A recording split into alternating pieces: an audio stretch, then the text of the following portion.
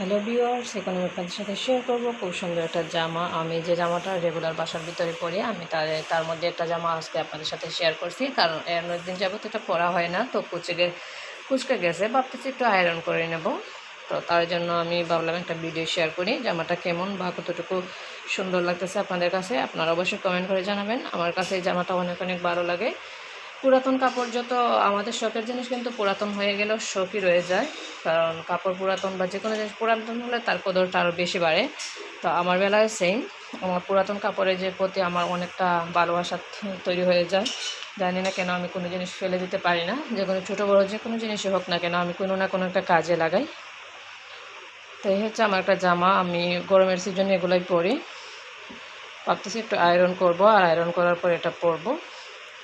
জামাটা যখন আমি কিনছিলাম এটার প্রাইস ছিল আপনার 700 টাকা।